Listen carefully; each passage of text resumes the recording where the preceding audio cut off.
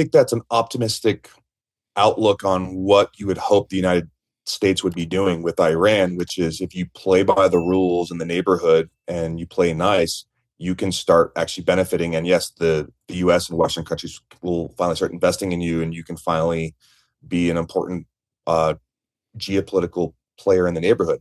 The problem is certain neighbors don't necessarily want that. If you're Saudi Arabia, you don't want a country like Iran being sort of a peer to you. And obviously, Israel is the big elephant in the room here, of the sense that Israel cares about its security first, its security second, and security third. Anything else after that, you have to convince it matches one of those three like priorities for Israel. And so that is the danger with this current deal, is that the U.S. and Iran can sign a deal for a memorandum of understanding, a ceasefire, a long-term approach to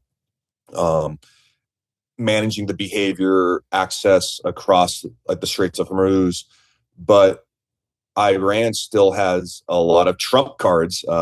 My apologies for that pun, of the fact that they have a network of proxies that are especially strong with the Houthis in Yemen, all of the militias that they support and fund in Iraq, and then of course obviously everything that they have with Hezbollah and Lebanon. And if there is not a deal that addresses that, whatever deal is inked eventually in Zurich right now between the Americans and the Iranians, it doesn't matter, because as far as we can tell, the United States can't put a leash on Israel, and Israel is going to do what Israel wants to do in the neighborhood, and that becomes the bigger thorn in the side. And then you could even take it farther along in terms of long-term thinking from the Israeli point of view. The best thing Israel has going for itself is the fact that Iran is a threat in the neighborhood.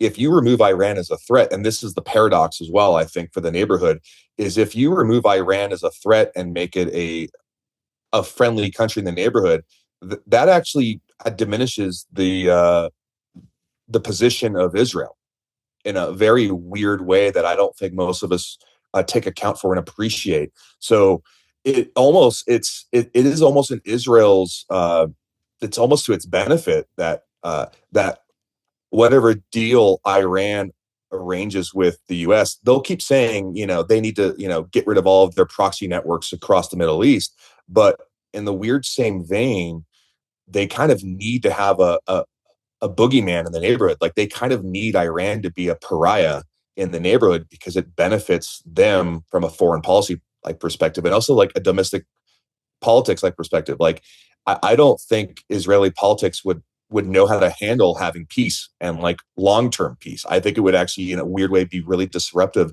to the way they view the neighborhood and the way they get treated by the world. Because if Iran goes away, then the light's going to shine really bright on what they do in Gaza and the West Bank and sort of like the broader Palestinian like plight. It almost takes you back to the 1970s. Like in a weird way, the best thing that ever happened to Israel really was the overthrow of the Shah in 1979 in Iran, because the whole Middle East was really against Israel and the plight of the Palestinians. And it's a really difficult issue that, it'd be great for us to sit here and magically think there could be this comprehensive peace deal that brings peace in the Middle East that we've known since, or at least that idea that we've heard since we've been kids. And I don't see how you get that, because there's just too many benefits to people spoiling the process because it benefits them in the short term.